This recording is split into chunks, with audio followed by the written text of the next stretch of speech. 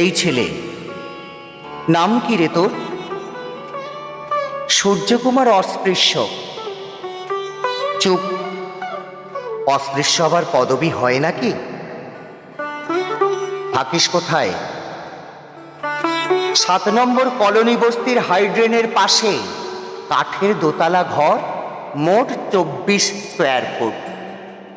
আমি আর দাদা, ছোট্ট একটা বোন, মা আর বাবা।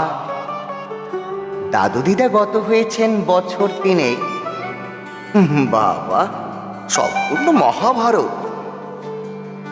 কি হতে চাস? বাল্মীকি নাকি বেদব্যাস? অর্জুন নাকি রামচন্দ্র? আমি কর্ণ হতে চাই। বাল্মীকি কিংবা বেদব্যাস নয় কেন? আমি একটা নতুন রামায়ণ লিখব, যেখানে সীতাকে কখনো অগ্নি পরীক্ষা দিতে হবে না। আমি একটা নতুন মহাভারত লিখব, যেখানে কর্ণের রথের চাকা কখনো যুদ্ধ মেদিনী ভেদ করবে না। সীতার পাতাল প্রবেশ কিংবা কর্ণের অকাল মৃত্যু আমার বড্ড অসহ্য লাগে। অর্জুন কিংবা রামচন্দ্র নয় কেন? আমার যুদ্ধ তো ভগবানের বিরুদ্ধে। কেন রে? এত স্পর্ধা পাস কোথায়? এতটা বাড়িস না, ইতিহাস হয়ে যাবে। আমি নতুন একটা ইতিহাস লিখতে চাই।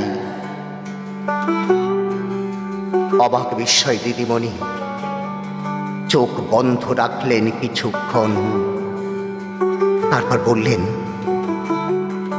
সত্যি তুই পারবি একটা নতুন ইতিহাস লিখতে? সেই ইতিহাসে রাখবি আমাদের ফেলে আসা সংস্কৃতি? ছেলেটার নাম সত্যি সূর্যকুমার। অস্পৃশ্য তো আমরাই। ওর আগুনে একদিন জ্বলে পুড়ে শেষ হব আমরাই। নমস্কার।